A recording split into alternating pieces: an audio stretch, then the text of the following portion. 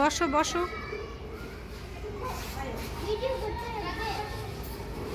High বলো, high. সে high, high, সে high.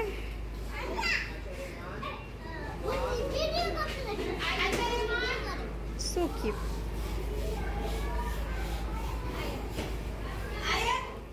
আসসালামু আলাইকুম, welcome back to my channel. কেমন আছেন আপনারা সবাই? আশা করি আল্লাহর অশেষ রহমতে আপনারা সবাই ভালো আছেন। আলহামদুলিল্লাহ, আমরাও ভালো আছি। পবিত্র মাহে রমজানে আপনাদের সবার কাছে আবারও হাজির হলাম নতুন আরেকটা ভিডিও নিয়ে। ভিডিওর শুরুতেই দেখতে পাচ্ছেন ছেলের স্কুলে এসেছি। আসলে ছেলেকে স্কুল থেকে নিতে এসেছি এবং প্রিন্সিপাল ম্যাডামের সাথে কিছু কথা ছিল, তো এখানে বসে অনেকক্ষণ ম্যামের সাথে কথা বলেছি। আর কিছুদিন আগে কিন্তু আমাদের একটা প্রোগ্রাম গিয়েছিল, সেই প্রোগ্রামের উপলক্ষে একটা ফি ছিল, সেই ফিটা দেওয়ার জন্য এখানে দাঁড়িয়েছিলাম। আসলে সত্যি বলতে অনেকক্ষণ বসেই ছিলাম, ভালো লাগছিল না বিদায় দাঁড়িয়েছিলাম। আর অনেক বাচ্চারা ছিল, তাদেরকে বলেছিলাম তোমরা বসো, আমি একটু ভিডিও করি। মাঝে মাঝে আমি স্কুলে যদি ভেতরে যাই তাহলে একটু ভিডিও করি, তারা কিছু বলে না, তারা খুব এনজয় করে। বাহিরের দেশে আপনি ভিডিও করেন, সেটা যদি মার্জিতভাবে বুঝে শুনে ভিডিওটা করেন তাহলে সেটাকে সবাই ভালোভাবেই নেয়। আর স্কুলটাকে দেখলাম একটু পেন্টিং করেছে, তো সেটা একটু ভিডিও করে আপনাদের কাছে শেয়ার করেছি। আর এই যে দেখুন আমার ছেলে কীভাবে দৌড়চ্ছে স্কুল থেকে যাওয়ার সময়। যেহেতু রমজান মাস, তো রমজান মাসে স্কুলটা একটু তাড়াতাড়ি ছুটি দিয়ে দেয়। আগে যেতাম 1টা বাজে ছেলেকে আনতে, এখন যেতে হয় 12টা বাজে। একটু আগে আগে স্কুলটা ছুটি দিয়ে দেওয়া হয়, তো তার জন্য স্কুল ছুটি দেওয়ার 15 মিনিট 20 মিনিট আগেই গিয়ে স্কুল থেকে নিয়ে আসতে হয় বাচ্চাকে। যেহেতু আমার বাসা অনেকটাই কাছে, স্কুল থেকে বাসা অনেক কাছে, আমি দিয়ে আসি, আমিই নিয়ে আসি, তো তার জন্য আর আমার ওই টেনশনটা লাগে না। যারা দূরে তাদের জন্য বাস আছে, স্কুল বাস এসে তাদেরকে স্কুলে দিয়ে আসে আবার নিয়ে আসে, এরকমই আর কি। তাদেরকে স্কুল থেকে নিয়ে আসার পর ওদের জন্য আলাদা করে খাবার রান্না করে রেখেছিলাম। নর্মালি বাচ্চারা দুধ ভাত এগুলি আমি বেশিরভাগ খাওয়াই, আর ওটাই পছন্দ করে। টুকিটাকি হালকা পাতলা আর কি। ভাত তো এমনিতেও খেতেই চায় না, জোর করে খাওয়াতে হয়, ওই আর কি। তো এই তো ইফতারের আয়োজন করব, তার জন্য এখানে আমি রাতের বেলায় ডালটা ভিজিয়ে রেখেছিলাম পেঁয়াজু বানানোর জন্য। আমি কখনো ডালটা ফ্রোজেন করি না, আমার কাছে এটা ভালো লাগে না। আমার কাছে এভাবে ডালটা ভিজিয়ে সাথে সাথে বেটে তারপরে পেঁয়াজুটা বানালে ভালো লাগে। আর ফ্রোজেন করা যে ডালটা, সেটা না আমার কাছে কেমন যেন একটু ফ্যাকাশে ফ্যাকাশে লাগে, ভালো লাগে না। তো একটু কষ্ট হলো, আমি মনে করি এটা কষ্ট না, অল্প একটু ডাল, যেহেতু আমরা মানুষও খুব কম, ভিজিয়ে রাখলে এটা হালকা একটু বেটে নিলে হাতের সাহায্যে হয়ে যাবে। কারণ এর থেকে অনেক কষ্টের কাজ আমরা করে থাকি, এটা আর কেমন কষ্টের কাজ। আর এমনিতেও ভাজা পোড়াটা তো প্রতিদিন আর খাওয়া হয় না, মাঝে মধ্যে খাওয়া হয়।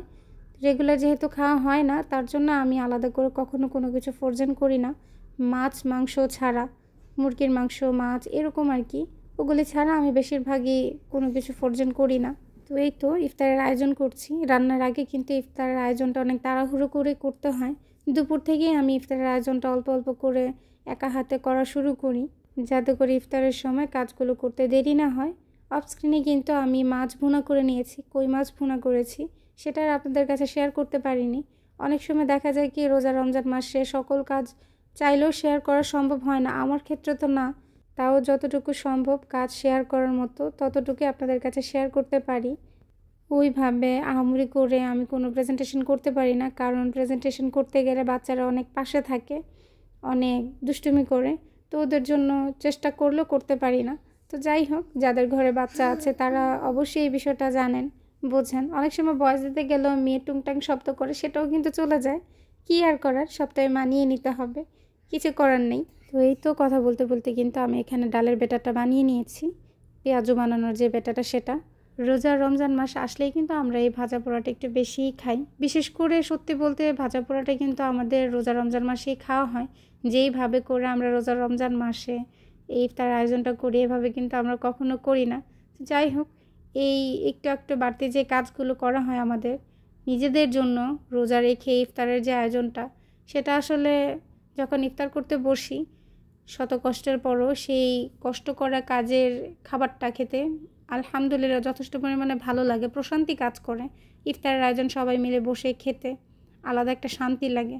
সবই আল্লাহ তাআলার রহমত। আমরা যেহেতু মানুষের পরিমাণ অনুযায়ী খুবই কম, তো সেই পরিমাণ অনুযায়ী আমি ইফতারের আয়োজনটা করেছি।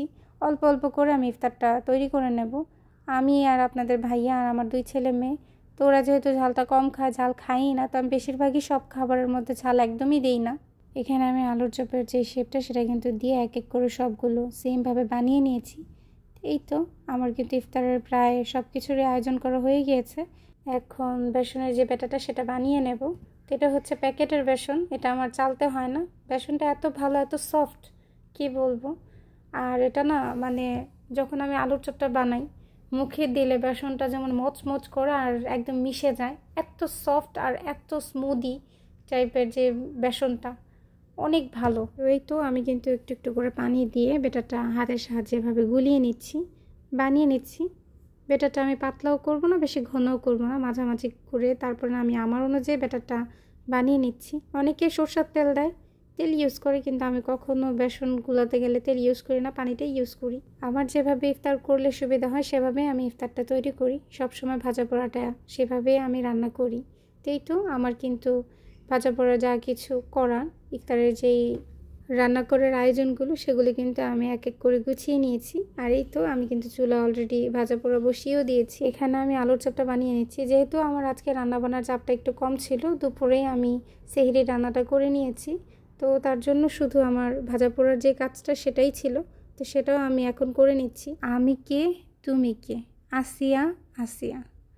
আজকে ইফতার করার পর হঠাৎ করে ফেসবুকে ঢুকে দেখি কি যে এইরকম স্লোগান, এরকম কথাবার্তা, তো পোস্ট পড়লাম, সব কিছু জানলাম। দেখার পর সারা শরীরের পশম দাঁড়িয়ে গিয়েছে।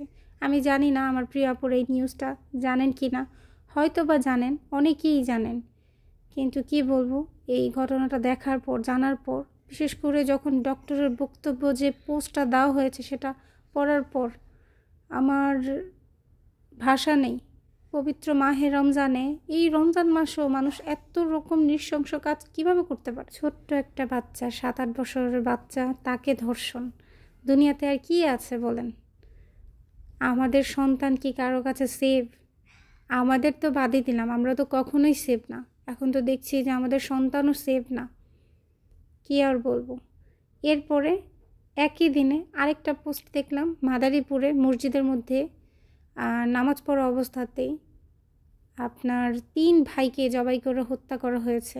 যে এই ভিডিওর যে ফুটেজটা সেটা আমি সরাসরি দেখেছি। সেটা দেখার পর আমি আসলে আমার কথা বলার ভাষা হারিয়ে ফেলেছি। আমি কি বলবো, চোখের মাঝখানে শুধু ভাসছে। আসলেই কি এগুলি সব কিয়ামতের আলামত? কিয়ামত কি খুব নিকটে চলে এসছে? হয়তো নিকটেই চলে এসছে, তাই তো এইসব ঘটনা এখন ঘটছে, আমরা শুনছি, জানছি, দেখছি। কি আর বলবো, মহান আল্লাহ তাআলার কাছে একটাই আবদার, আল্লাহ যেন এই জালিমদের বিচার করে, এই নিকৃষ্ট মানবদের বিচার করে আল্লাহ তাআলা। আপনি থাকেন ফ্ল্যাট বাড়িতে, অনেক ওপরের তলায়, আপনার কম বয়সী মেয়ে একা সিঁড়ি বেয়ে বা লিফটে করে ওপরে ওঠে, নিচে অনেকগুলো ফ্ল্যাটে মানুষ থাকে। আপনার মেয়ে মোটেই নিরাপদ নয়। নিচের কাউকে বিশ্বাস করার কোনো কারণ নেই।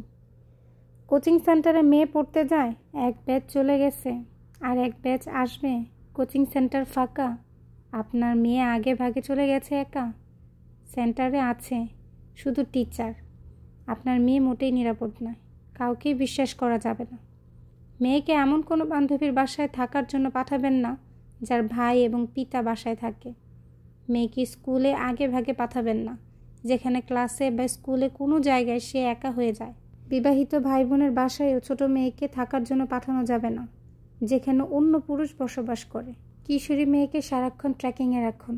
কি করবেন? বিপদ হলে তো আপনাদেরই যাবে।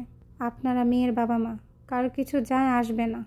বাকি জীবন মাথা কুটে মরতে হবে আপনাদেরকে, শুধু বলার জন্য নয়। আমি অনেক অনেক আগে থেকে এগুলো মেনটেন করেছি এবং করে যাচ্ছি। আল্লাহ সহায়। সারাক্ষণ আল্লাহর কাছে নিজের সন্তানদের কল্যাণ, মঙ্গল, নিয়ামত, বরকত ও হেফাজতের জন্য প্রার্থনা করুন। যখনই দেখবেন আপনার সন্তানকে আপনার থেকে বেশি আদর করে যেই ব্যক্তি, তার কাছ থেকে সবার আগে আপনার সন্তানকে দূরে রাখুন। কারণ মনে রাখবেন, আল্লাহ তাআলাই বলে দিয়েছে, মা বাবার চাইতে সন্তানদেরকে কেউ কখনো সব থেকে বেশি আদর করতে পারে না। তাই সতর্ক থাকুন। আলহামদুলিল্লাহ, কথা বলতে বলতে কিন্তু আমাদের ইফতারের আয়োজন করা হয়ে গিয়েছে। তো কথা বলতে বলতে আজকে আপনাদের কাছে অনেক কথাই বলে ফেলেছি। ভুল হলে ক্ষমা সুন্দর দৃষ্টিতে দেখবেন। আজকে ইফতারের ভিডিওতে এই কথাগুলো বলবো কখনো কল্পনাও করিনি, তবে না বলেও পারলাম না, ভাবতে পারিনি যে এই কথাগুলো আজকে আমার বলতে হবে। তারপরও সবাই ভুল বুঝবেন না আমাকে। কখনো কখনো কিছু জিনিস বলে রাখা ভালো, সতর্ক থাকা ভালো, কারণ আপনার আমার সন্তানদের ক্ষতি হোক সেটা আমরা কখনোই চাইবো না। তো এই ছিল আমার আজকের ভিডিও। আপনাদের সবার কাছে আমার আজকের ভিডিওটি কেমন লাগলো অবশ্যই কমেন্টে জানাবেন। আর এই তো ইফতারের কিছুক্ষণ আগ মুহূর্তে এখানে আপনাদের ভাইয়া মুড়ি মাখাচ্ছিল। ইফতারের যেই মুড়ি মাখাটা, এটা আমাদের খেতে অনেক ভালো লাগে। সচরাচর রেগুলার ভাজা পোড়া না বানালেও না, তারপর মাঝামাঝি কিন্তু এইরকম করে ভাজা পোড়াটা খেতে অনেক ভালো লাগে।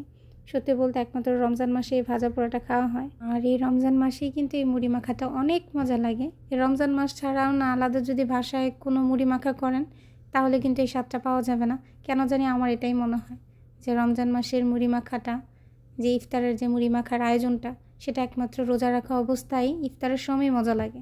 এখানে আমি ঘরে কিছু ইফতারের আয়োজন করেছি, সেটা তো আপনারা দেখতেই পেয়েছেন। আর কিছু সমোসা, তারপরে কাবাব বাহির থেকে বুরিন্দে, এগুলো আপনাদের ভাইয়া আসার সময় নিয়ে এসছে। অনেকে বলে বোবার নাকি শত্রু নেই, তবে এই জিনিসটা আসলে ভুল। বোবা হন বা কানা হন বা যেটাই হন, শত্রু আপনাদের সবারই থাকবে। যদি কেউ মনে করে যে আপনি সুখে আছেন, তো আপনার সেই সুখটা ধ্বংস করার জন্য সে যে কোনোভাবেই হোক, সে কোনো না কোনো রূপে আপনার সংসারটা ধ্বংস করার জন্য হাজির থাকবে। তো সতর্ক থাকবেন, নিজেরা ভালো থাকবেন। তো এই ছিল আমার আজকের ভিডিও। সবাই ভালো থাকবেন, সুস্থ থাকবেন। আজকের মতো বিদায় নিচ্ছি। আল্লাহ হাফেজ অ্যান্ড আসসালামু আলাইকুম রহমতুল্লাহি ওয়া বারাকাতুহু। সবাইকে আবারও জানাই রমজান মোবারক।